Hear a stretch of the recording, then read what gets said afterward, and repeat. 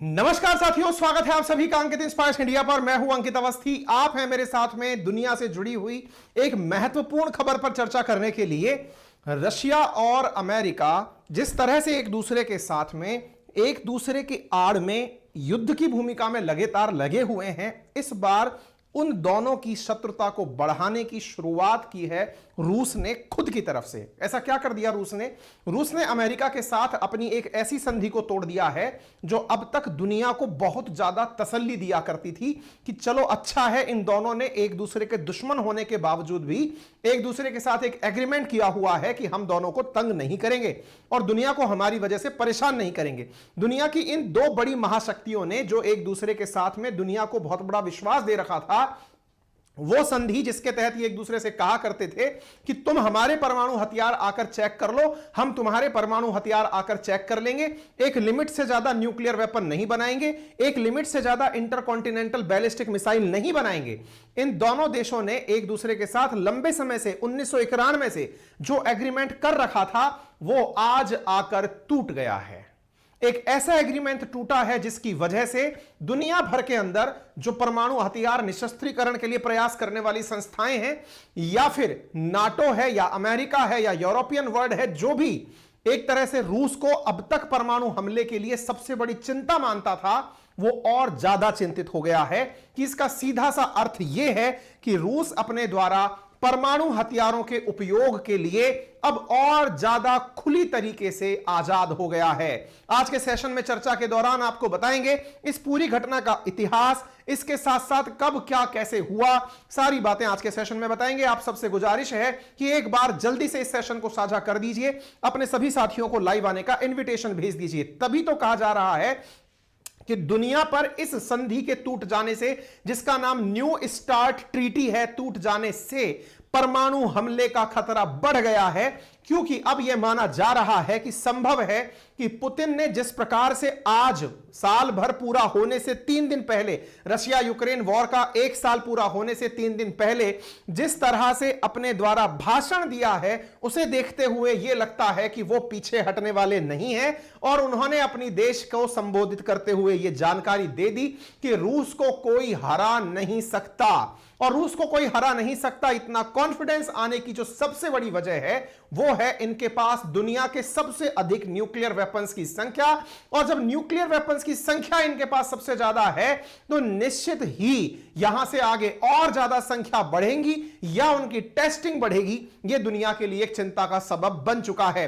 साथियों, चूंकि आप सभी जानते हैं 24 फरवरी 2022 को रूस और यूक्रेन के बीच शुरू हुआ था एक संघर्ष, जिस संघर्ष के पीछे पुतिन ने हमेशा वेस्टर्न वर्ल्ड को जिम्मेदार माना, कहा कि हमेशा जेलेंस्की को भड़काने का कार्य अमेरिका और उसके सहयोगियों के द्वारा किया गया, यूक्रेन को अपने नाटो अलायंस में मिलाने के लिए, पुतिन के खिलाफ भड़काने के लिए उपयोग में लिया गया।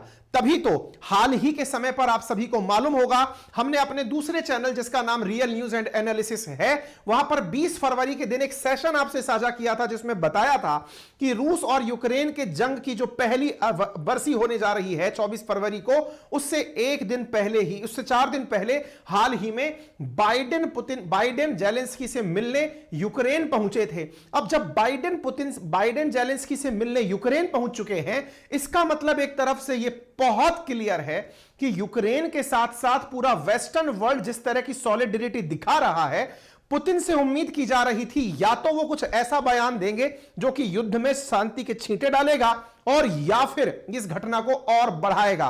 फिलहाल के लिए पुतिन ने जो अपना आज भाषण दिया है वो इस पूरे वेस्टर्न वर्ल्ड की मेहनत पर पानी फेरता हुआ दिख रहा है, क्योंकि इस समय पर लगातार जेलेंस्की के द्वारा फ्रांस की, यूके की, यूरोपियन यूनियन की जो यात्राएं की गई या अमेरिका की जो यात्राएं की गई, साथ में ही दुनिया भर के राजनेताओं के द्वारा यूक्रेन की जो यात्राएं की गई, वो ये दिखाने के लिए थी कि हम यूक्रेन के साथ हैं, रशिया को धमकाने के लिए पर्याप्त हैं। लेकिन रूस इन सभी प्रभावों से अप्रभावित रहते हुए अपने द्वारा आज एक भयानक भाषण दे दिया है। और इस भाषण में उन्होंने पूरी तरह से एक लाइन जो पूरी दुनिया को क्लियर कर दी है कि Putin pulls back from last remaining nuclear arm control pact with the US, Putin moves on nuclear treaty में signal end to formal arm control.